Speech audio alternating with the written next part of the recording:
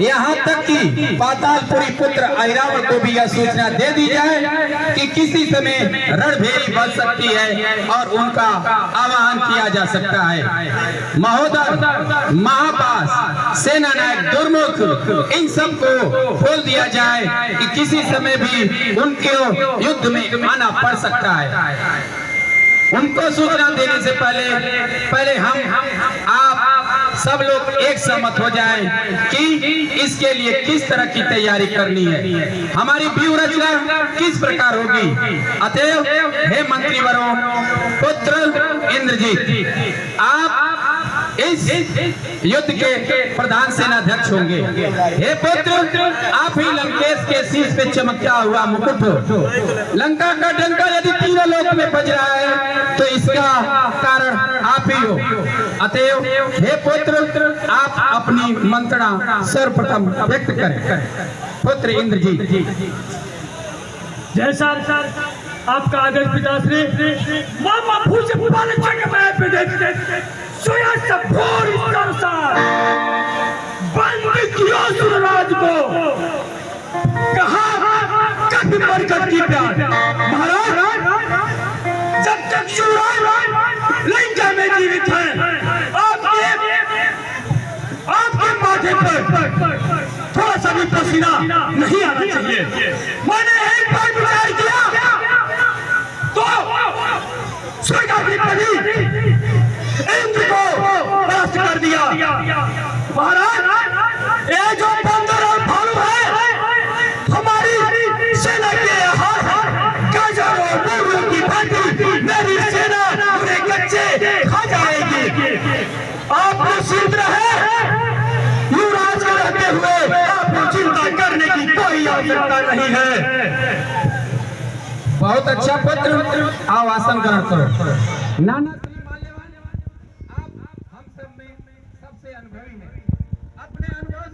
बताएं और हमारा मार्ग प्रशस्त करें। अरे मेरे प्रिय नाती रावण, अब तो मेरा चौथा फन आ गया है, क्योंकि मैंने अपने जीवन का एक एक क्षण लंका के इस राज सिंहासन के संरक्षण में बिता दिया। अरे रावण, मेरा तो यही मत है कि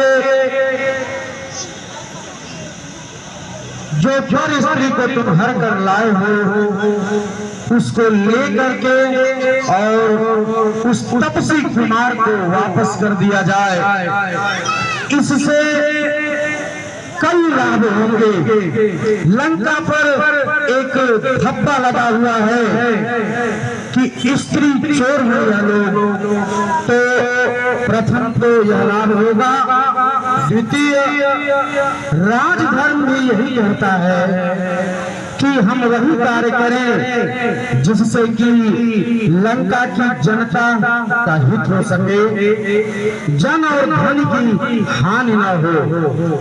सो हे रावण, मेरा मत तो यही है कि चल करके और ससम्मान उस पर स्त्री को अर्पण करके और सुलह कर लेना है।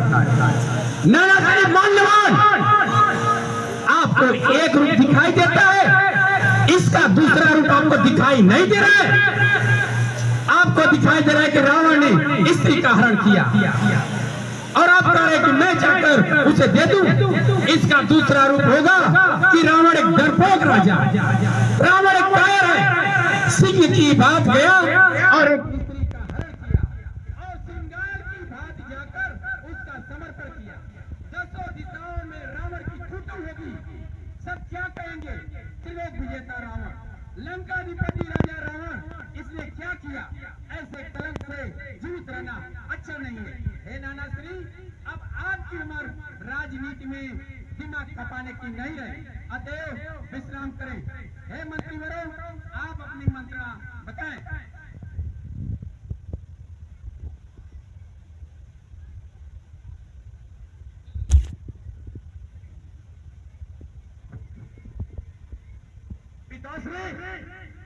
मैं मंत्रीगण बलवान जी के बातों से पूर्णतः सहमत नहीं हूँ। देखना चाहता हूँ कि तीनों लोगों में लंका का यश पताका फहराने वाले इन शूरवीरों को रथों में जो शरीर में जो रक्त बह रहा है वो पानी तो नहीं हुआ है, अपने मान स्वाभिमान के लिए अपने प्राणों की आहुति देने के लिए तैयार है या नहीं है। एक यही अवसर आया है जो हम लोग देखना चाहते हैं कि जो जोश और जो उमंग के साथ हम लोगों ने जो तीनों लोगों में यश का पताका फहराया है वह अभी भी कायम रहेगा या नहीं रहेगा। इसलिए आप आदेशित करें, हम युद्ध करने के लिए तत्पर हैं। बहुत अच्छा पुत्र।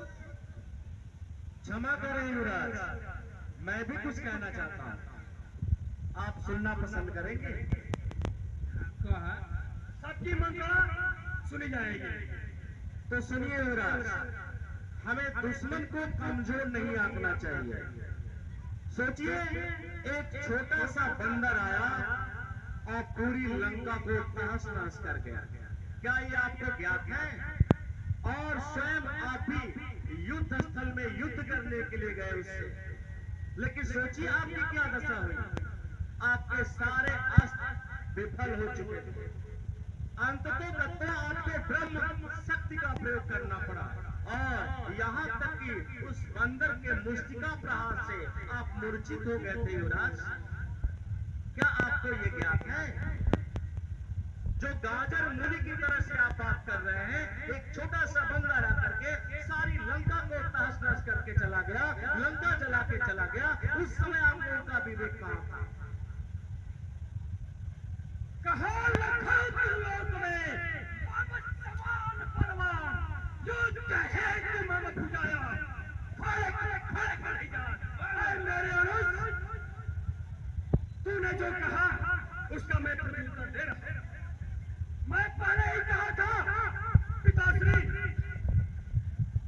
जो लंका में प्रवेश करके मेरे भाई का वध कर दिया है और मुझे उसका वध करने के लिए आप आदेश दें, लेकिन पिताश्री ने मेरी एक नहीं सुनी। मैं बार बार ये कह रहा था कि यदि वह बच गया और लंका के मध्य आकर के जो उसने अपना एक तीसरा बड़ा उत्पात मचाया था, यदि उसका मैं बंद करके लंका के मध्य चौराहे पर इतना टुकड़ा करता और गिद्धों को शेरों को भी मैं ला करके उसके भोजन उसके मांस का भोजन करा देता, तो यह तीनों लोगों में संदेश जाता कि लंका के ऊपर यदि कोई आग उठा करके देखेगा तो उसकी आंखें निकाल ली जाएंगी। यदि लंका के ऊपर डंका बुझाने वाला यदि कोई लंका में प्रवेश करेगा तो उसका यही हक होगा। लेकिन मैं मजबूर था। रही बात तो तुम कह रहे हो मेरे अस्त्र शस्त्र, एक बंदर के ऊपर अपने अस्त्र शस्त्रों का प्रयोग करके मैं अपने योद्धापन का अपमान नहीं चाह रहा था। इसलिए मैंने उसका वध नहीं किया पिताश्री के आदेश अनुसार और मैंने उसके ऊपर किसी भी अस्त्र शस्त्र का प्रयोग नहीं किया। मुझे तो उसे बांधना ही था और मैं उसको बांध करके पिताजी के सर मुकरा दिया। उसके बाद भी मैंने कहा था इसका वध कर दिया जाए। यह जो राजदूत बन करके आया है वो स्वाति लेकर के नहीं आया है। उसने जो अशोक वाटिका में उल्लंघना किया है उसका परिणाम उसका मृत्यु ही है। लेकिन हमारी एक नहीं सुनी गई। क्षमा करें युवराज जी, मैं आपके बात से सहमत हूं। मैं भी युद्ध करना चाहता हूं, परंतु सोचिए, बिना दुश्मन की शक्ति को आके क्या युद्ध करना उचित है या अनुचित है? अगर जो उचित है तो ठीक है, हम भी युद्ध करने के लिए तैयार हैं। लेकिन राजनीति और कूटनीति ये कहती है कि पहले दुश्मन के शक्ति का आकलन करिए, तत्पश्चात अपनी रणनीति बनाइए और उससे युद्ध करिए। भाई प्रयास जो तुम कह रहे हो ये तुम्हारे मुख से यह वार्तालाप शोभा नहीं दे रही। जिसके सैनिकों से सामना करने का दुस्साहस तीनों लोगों में किसी के पास नहीं था, उसके बुआ का, मेरे बुआ यानी तुम्हारे भी बुआ का एक तपस्या में नाक और कान काट करके हम लोगों को खुला चुनौती दे दिया। क्या तुम्हें यह याद नहीं है बुआ श्री अपने राज्य के सीमाओं का अवलोकन करने के लिए भ्रमण कर रही थी और उन लोगों ने इतना बड़ा उदारतापूर्वक दंडक वन में आकर के रहा। क्या तुम किसी को सूचना थी? उन्होंने शरणागत के रूप में शरण लेने का आह्वान किया था? नहीं, चोरों की भांति रह रहे थे। बुआ जी का नाक और कान काट करके हम लोगों को खुलेआम युद्ध की चुनौती दिया। मैं उस चुनौती के लिए, मान सम्मान के लिए, मैं किसी शत्रु का मैं ये नहीं सोच सकता हूँ जो कितना बड़ा बलशाली है। मैं अपने प्राणों की आहुति दे करके मैं अपने मान और सम्मान की रक्षा करूंगा, चाहे कोई रहे या न रहे, लेकिन लड़का का यश सदैव रहेगा। और एक दिन लोगों में संदेश आएगा, तुम्हें यह भी नहीं पता है कि हम लोग अपने बहन बेटियों के सम्मान की रक्षा नहीं कर सकते तो अपने राज्य की रक्षा क्या करेंगे? एक बार हुंकार भरने पर देवता भी खड़ा जाते हैं। और एक सुनो मेरे भाई, तुम्हारे शरीर में जो खून नहीं वह पानी है, जिसका सम्मान, जिसका स्वाभिमान जिंदा नहीं है, उसे जिंदा रहने का कोई अधिकार नहीं है। मैं महादेव की सौगंध दिखा करके कह रहा हूँ कि मैं उन तपस्वियों बालकों को, उन बंदरों का पद करके एक पैरों से उनके सर को ठोकर मारते हुए यदि महाराज के चरणों में ला करके नहीं अर्पित कर दिया तो मैं लंका में मुंह नहीं दिखाऊंगा, मैं लंका में मुंह नहीं दिखाऊंगा। युवराज जी, यहाँ सम्मान और क्रोध की जरूरत नहीं है। यहाँ राजनीति और कूटनीति की चर्चा पे चर्चा करने की जरूरत है। क्या आप भूल गए कि खर और दूसर की क्या दशा हुई थी? क्या आप भूल गए कि छोटा सा एक बंदर आया और लोगों को तहस-नहस कर दिया? क्या आपको पली थी विचार नहीं है इस पे कि हमें उस दुश्मन से कैसे लड़ाई लड़नी है, किस शस्त्र का यूज करना है और किस शस्त्र का प्रयोग करना है? सोचिए, तनिक इस पे विचार करिए। युद्ध के लिए मैं भी तैयार हूँ, मैं भी युद्ध करना चाहता हूँ, मेरे भी धमनियों में रक्त है, मैं भी पिताश्री का पुत्र हूँ। क्या मैं युद्ध नहीं करना चाहता हूँ? लेकिन आपकी तरफ से आक्रोश दिखा करके युद्ध नहीं करना चाहता हूँ। मैं चाहता हूँ राजनीति, कूटनीति, जितनी भी नीतियां हो सबका प्रयोग करो और उसके बाद दुश्मन के ऊपर विजय प्राप्त करो। ये मेरी इच्छा है। आप पिताश्री बोलिए, क्या करना चाहिए? मंत्रीवर प्रहस, हमको कुछ नहीं करना है। प्रथम शत्रु यदि प्रतिघात करता है तो उसका प्रत्युत्तर हमको उसके दुगने वेग से देना है। ऐसी त्राई त्राई मचानी है कि उनकी सेना में खलबली मच जाए। इसलिए आप एक मत हो, जान जाए जब वो हमला करता है तो आप हमला करेंगे, उसके पहले आप कुछ नहीं करेंगे। अब मैं आप लोगों की राय जान लिया हूँ। अब मैं अपने धर्म के मर्मज्ञ महाज्ञानी अनुज विभीषण के पास जाना चाहता हूँ। हे भाई विभीषण, आप चुपचाप बैठे हुए हैं, यहाँ तक कि आपके मुखमंडल पर चिंता की लकीरें हैं। ये धर्म के मर्मज्ञ, अब आपकी राय जरूरी हो गई है, क्योंकि लंका का भविष्य आपकी राय की आधारशिला पर ही टिकी है। आप कहें, क्या कहना चाहते हैं? ठीक है भाई, अगर आप राय पूछ रहे हैं तो मैं आपको बता रहा हूँ, प्रहस्त ने जो कुछ कहा वो सही कहा। युवराज कह रहे हैं कि बंदरों और भालुओं को राक्षस जो है कच्चे चबा जाएंगे, लेकिन एक तुच्छ बंदर आया और सारी लंका को जला के चला गया और हम कुछ नहीं कर सकते। भाई, यह बात बार बार हो गई। जो बीत गया बुद्धिमान उसका शोक नहीं करते, भविष्य की चिंता कर्मयोगी नहीं करते। आप बताएं कि हमारी व्यूह रचना कैसी है, हम किस तरह से अपने युद्ध की तैयारी करें, इस पर आप प्रकाश डालें, अन्य कोई बात ना करें। ठीक है भाई। पुरुषों में पुरुषोत्तम है, उनको बालक ठहराया है, रणधीर वीर बानर दल को सुनगा मच्छर बतलाया है। खुद अपने हाथों पैरों में खुद ही कुल्हाड़ी मारी है। खुद ही सीता को हर लाए, खुद ही यह बैर बढ़ाया है। तुम उनसे नहीं काल ही से इस समय जूझते हो भाई। पहले तो कूदे ज्वाला में, अब राय पूछते हो भाई। जड़ से ही रार मिटा डालो, अर्पण कर उनकी सीता को। रघुकुल मन से मित्रता बढ़ा, बलवान बनाओ लंका को। हे भाई, मैं तो यही कहूँगा कि सीता को आगे करके प्रभु श्री राम के चरणों में वापस कर दें और अचल होकर लंका का राज करें।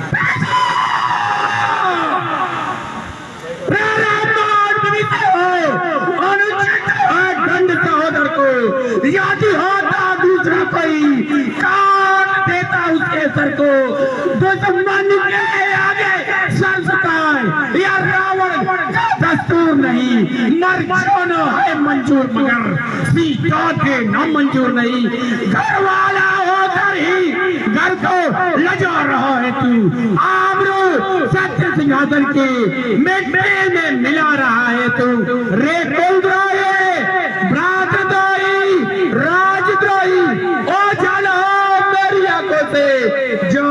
उनको अपनी नीति सुना, जा मिल जा कपसी बच्चों से। पिताश्री, मैं बार बार कह रहा हूँ कि काकाश्री सदैव कायरता वाली ही भाषा बोलते हैं।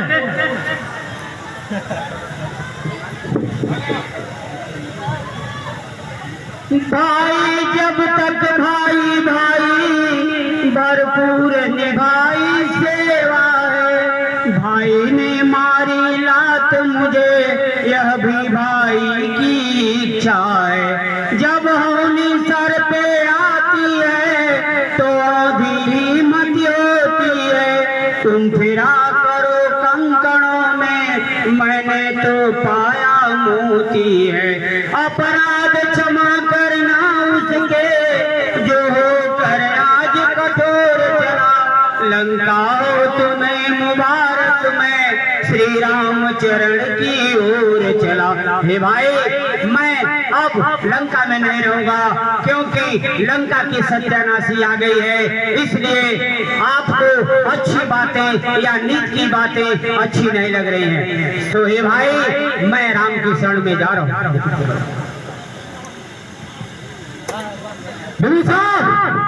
इससे पहले कि मैं भूल जाऊं कि तू मेरा अनुज है, ओ चलो जाओ महादेव, मैं किस सेकंड मैं भूल जाऊंगा कि तू मेरा अनुज है। ओ चलो जाओ मेरी आंखों के सामने से दूर हो जाओ।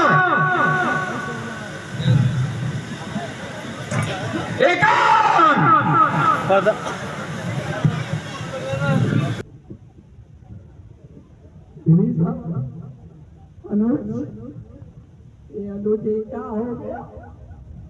जिस भाई को प्यार से ज्यादा प्यार किया, आज उसी भाई को चरण प्रहार कर देश निकाला देना पड़ा।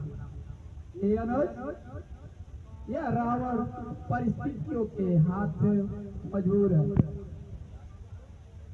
ए भाई, तुझे एक ज्ञात नहीं कि रावण तुम्हारे बारे में सब कुछ जानता है। तुम ही लंका में इकलौते नारायण भक्त थे। तुम्हारे घर की दीवारों पर पद्म और चक्र का चिन्ह है। तुम उषा काल में उठकर नारायण की भक्ति किया करते थे। हे अनुज, मुझे सब कुछ याद है, लेकिन इस अग्रज की व्यवस्था को देखो कि ये कितना विवश है, जो तुमसे अपनी हृदय की करुणा को नहीं कर सकता, अपनी व्यथा को नहीं बता सकता, क्योंकि व्यथा बताने से कोई फायदा नहीं।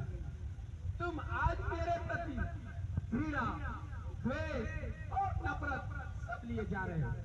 ये अनुज, मैं यही चाहता था कि तुम मुझसे नफरत कर, तुम मुझसे घृणा कर, क्योंकि तेरी नफरत और घृणा में ही इस लंका का भविष्य।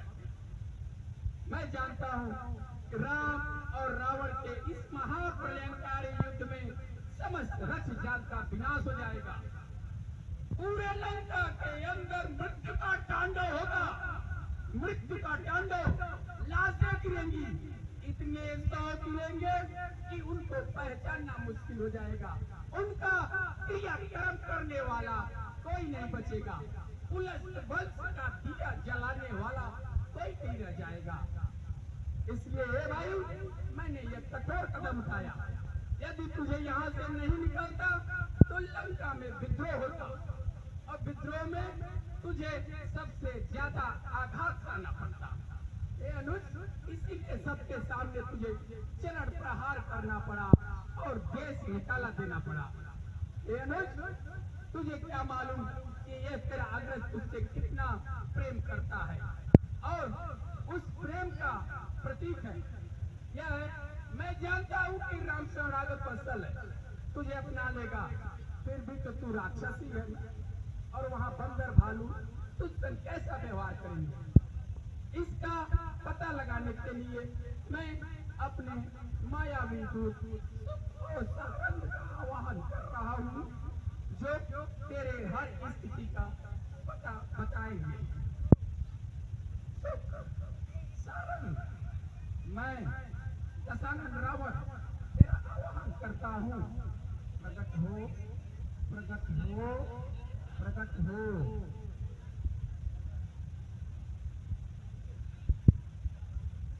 लंकापति राजा रावण के चरणों में सुख तथा सारंग का प्रणाम स्वीकार हो। कल्याण मस्तु। हे सुख और सारंग, अभी मैंने अनुज भूमिसर को चरण प्रहार कर देश निकाला दिया है। मुझे पूरा विश्वास है कि वह रामाधन की ओर गया। आप बहुत सावधानी से उसका पीछा करो और वहां देखो उसके साथ इस तरह का व्यवहार होता है। हाँ, उससे उचित दूरी बनाए रखना, क्योंकि राक्षस की माया को पहचान जाता है। तुम बंदरों के भेष में जाना और इसके साथ साथ उनके दल बल और उनकी व्यूह रचना का भी था लेकर आना। जाओ। ठीक है महाराज। ठीक है महाराज।